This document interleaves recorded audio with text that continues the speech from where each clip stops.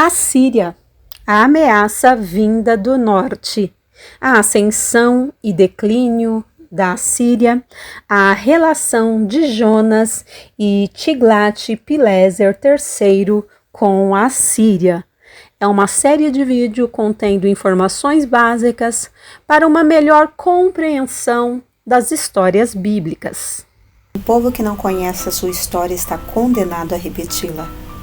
Análise histórica e crítica sobre o pentecostalismo universal. Se inscreva, curta e compartilhe.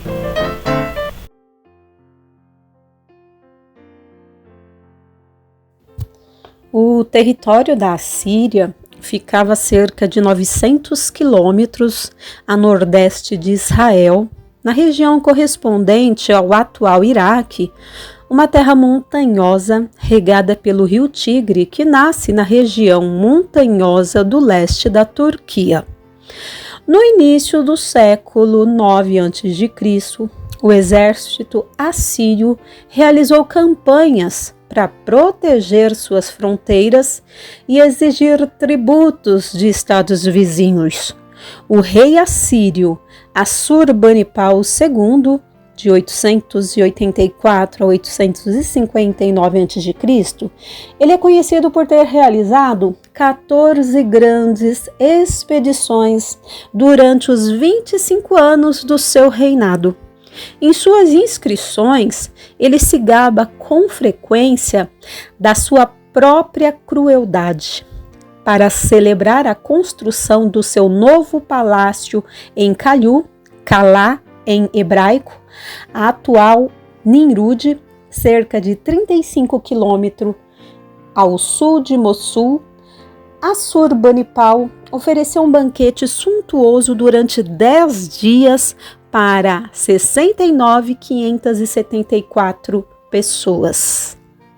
Em 1853 a.C., Salmanaser III, de 859 a 824 a.C., o sucessor de Assurbanipal, enfrentou uma coalizão da qual fazia parte o rei israelita Acabe. Isto se deu em Kargar, junto ao Orontes, na Síria. De acordo com os registros assírios, Acabe usou 2.000 carros na batalha e, numa ocasião posterior, durante seu reinado, em 1841 a.C., Salmanaser encontrou outro rei israelita, o famoso obelisco negro de Nimrud, atualmente no Museu Britânico, mostra Jeú, ou seu embaixador, pagando tributo a Salmanaser. Cortesãos formam uma longa fila para tributo a Salmanaser. Corrigir.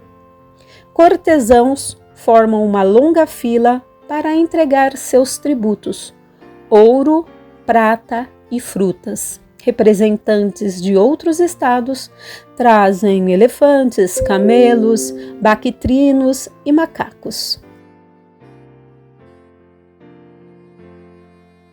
31 dos 35 anos de reinado de Salmanaser III foram dedicados à guerra. Depois de sua morte em 824 a.C., monarcas assírios mais fracos permitiram que grande parte da Síria passasse ao controle do reino arameu de Damasco, que, por sua vez, também reduziu o território de Jeú. Na primeira metade do século VIII a.C., governadores de províncias já exerciam grande autoridade sobre vastas extensões de terra em detrimento da monarquia central assíria.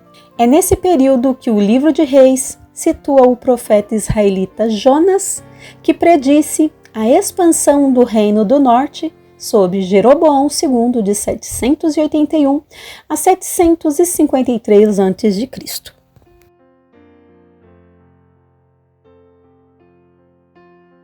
O livro de Jonas narra como, a princípio, esse profeta resistiu ao chamado de Deus para ir a Nínive, uma das principais cidades da Assíria, proclamar o iminente julgamento do Senhor contra a cidade. Sem dúvida, Jonas tinha ouvido falar da crueldade dos assírios e acreditava que um povo como esse merecia o castigo de Deus. O profeta tentou fugir, tomando um navio que ia para Tarsis, talvez o vale Guadalquivir, no sul da Espanha, ou Sardenha, na direção contrária de Nínive. Depois de uma tempestade violenta, Jonas foi lançado ao mar, engolido e vomitado por um peixe grande. Talvez de forma surpreendente, o povo de Nínive aceitou a mensagem de Jonas. O livro termina mostrando o profeta aborrecido com a morte de uma planta, provavelmente uma espécie de mamona, ao invés de se alegrar com o livramento de 120 mil pessoas. Em Jonas 13:6, o rei é chamado de rei de Nínive, e não o título assírio comum no Antigo Testamento, rei da Assíria.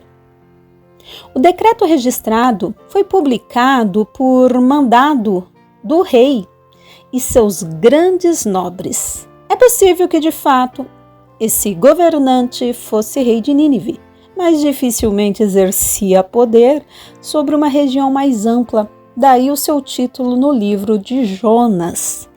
Talvez tivesse sido obrigado a entregar o controle de parte considerável do seu reino e governadores provinciais poderosos, cuja autoridade e influência ele reconheceu ao publicar seu decreto.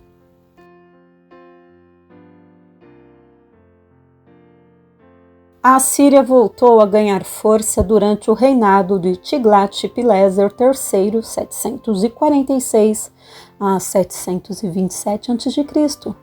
Menahem, rei de Israel, de 752 a 741 a.C., teve de pagar um tributo pesado de 1.000 talentos de prata a Tiglat-Pileser, ou seja, 50 ciclos de prata cobrados de cada homem rico. Em 734, uma coalizão de resistência à Síria havia se formado na região da Síria. Rezim, rei de Damasco, e Peca, rei de Israel, tentaram forçar Acaz, rei de Judá, a se aliar a eles e fazer frente aos assírios. Rezim e Peca invadiram Judá com a intenção de depor Acaz e colocar no trono o filho de Tabeal. Isaías profetizou o fim de Damasco e Efraim. Isto não subsistirá, nem tampouco acontecerá, mas a capital da Síria será Damasco, e a cabeça de Damasco, Rezim, e dentro de 65 anos Efraim será destruído e deixará de ser povo. A solução encontrada por Acaz foi usar ouro e prata do templo e do palácio real para pagar Tiglat-Pileser para atacar Damasco. Quando Tiglat-Pileser aceitou a proposta e capturou Damasco, Acaz foi visitá-lo na cidade síria. Ali viu um altar e ordenou que o sacerdote Urias desenhassem uma planta detalhada para construir um altar em Jerusalém. A substituição do altar de bronze no templo de Jerusalém por esse altar pagão foi considerada um sinal de apostasia da parte de Acaz. Damasco caiu em 732 a.C.